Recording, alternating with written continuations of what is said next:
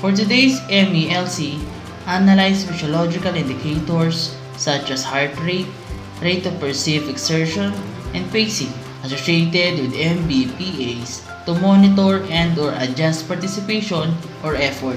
The learners like you are expected to explain what are the physiological indicators to determine the target physical exertion of an individual who are engaged in different physical activities. Show how to measure your cardiovascular endurance. Perform the cardiovascular exercises to improve your health-related fitness. Value the importance of following the target heart rate and performing any physical activity to avoid any injury. Before we start on our lesson, let's have a quick review on our last topic in Module 1. All you have to do is to arrange the jumbled letters into a correct term being described. So are you ready? A Latin word which means refresh.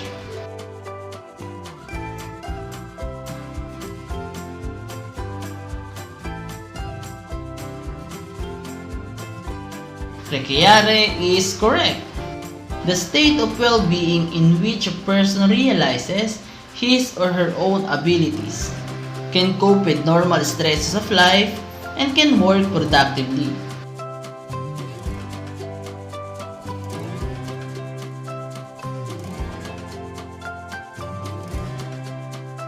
Mental health, good job. People who have a relaxed body and mind tend to be more productive at work or at home. This benefit is also known as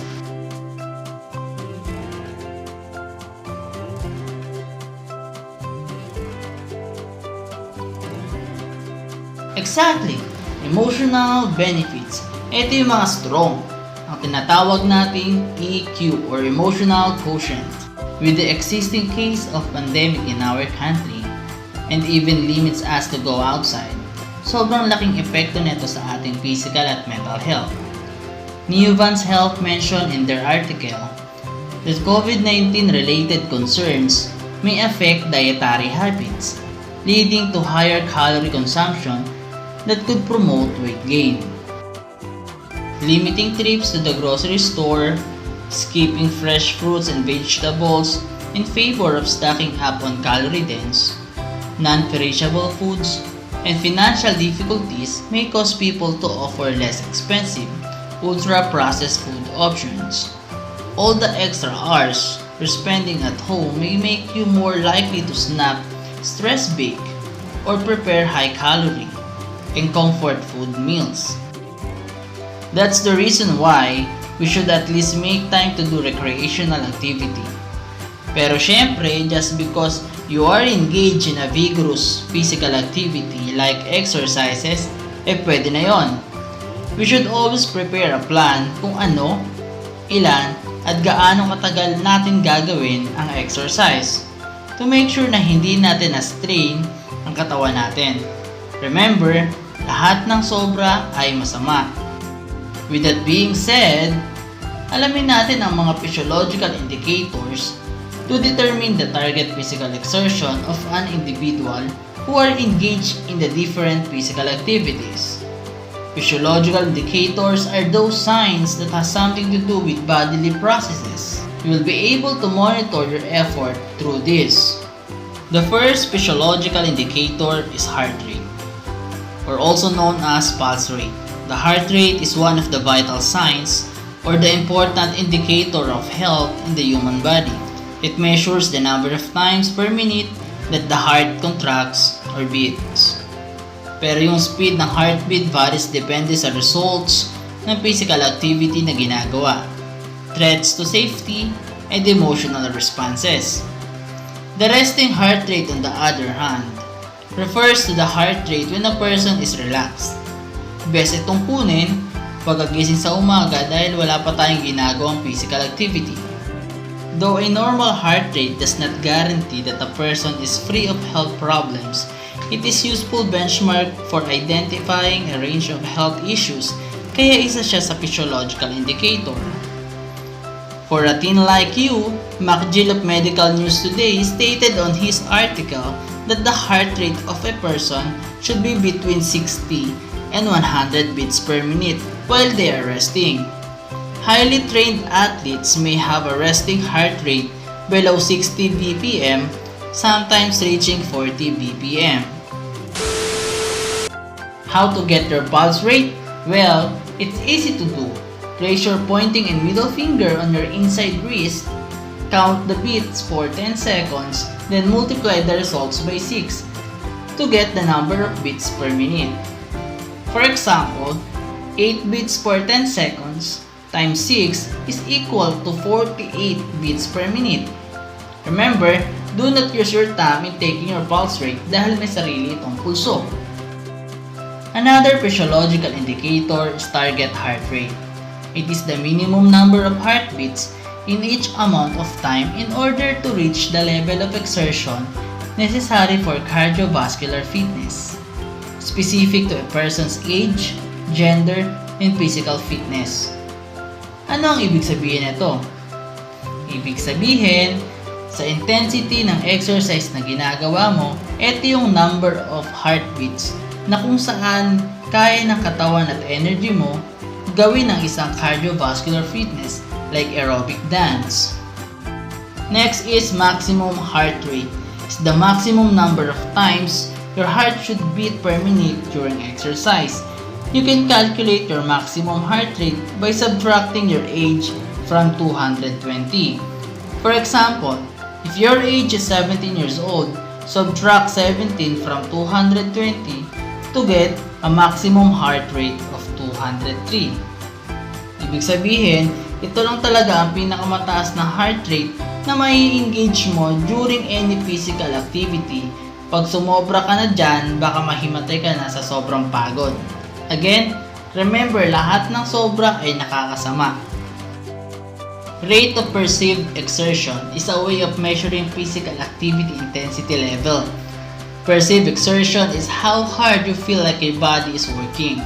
So pakikiramdaman mo lang yung sarili mo kung kaya mo pa. Pag hindi na, magpahinga muna.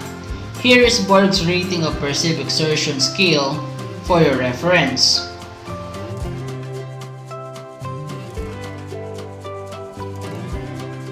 However, according to World Health Organization, they recommend children and adolescents aged 15 to 17 years old, like you, to do at least 60 minutes of moderate to vigorous intensity activity, araw-araw, at 150 minutes naman para sa mga adults. Now, let me help you solve kung paano i-measure ang cardiovascular endurance nyo. Ibig sabihin, we will compute on your target heart rate in performing moderate physical activity para nagagamit nyo efficiently ang inyong energy without compromising your health. Step 1. Get your resting heart rate. Again, count the beats for 10 seconds, then multiply the results by 6 to get the number of beats per minute. For example,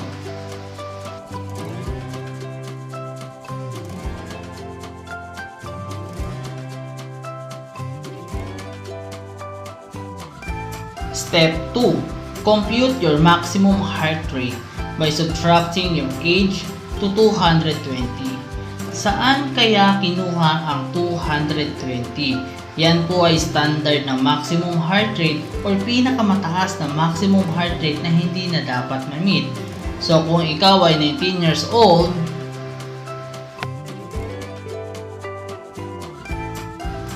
at your age, yan ang maximum heart rate mo na dapat iwasan mong ma-meet.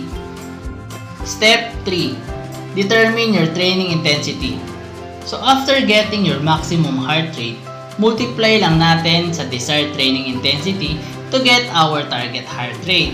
So it's either multiply by 60% for moderate physical activity and 90% for vigorous physical activity. Let's try 60% and 90%.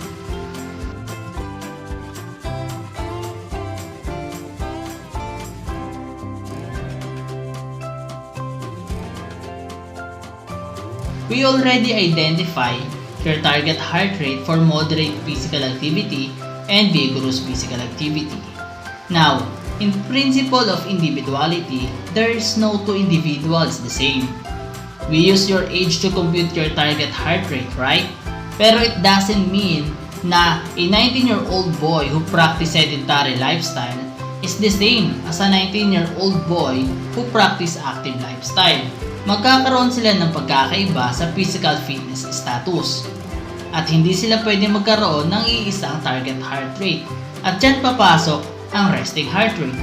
Step 4. Subtract your resting heart rate from your maximum heart rate and multiply the difference by 60% for moderate physical activity or 90% for vigorous physical activity and add your resting heart rate.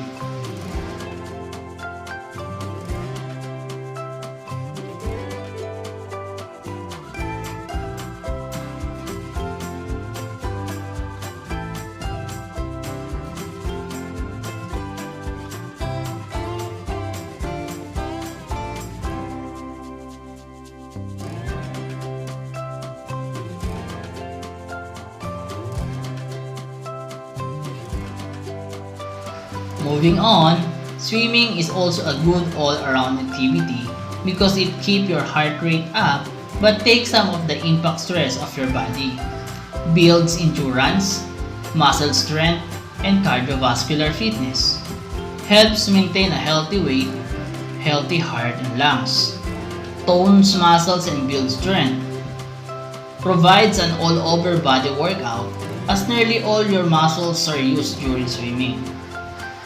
At dahil hindi tayo allowed lumabas para mag-enjoy sa resort at beach ngayong summer dahil sa pandemic, let's just settle for an alternative physical activity like paglalaba, paglilinis ng bahay, including paglalampaso. Nakatulong ka na sa bahay, nakapag-exercise ka pa. Pero just in case ikaw ay tapos na makapaglinis, please proceed on performing the exercises on your module. You may refer on the link on the description in this video on how to properly perform those exercises. Take a video or picture of yourself performing those exercises following the repetition and time duration and submit that to me next week. That's all for today. Thank you and keep safe everyone.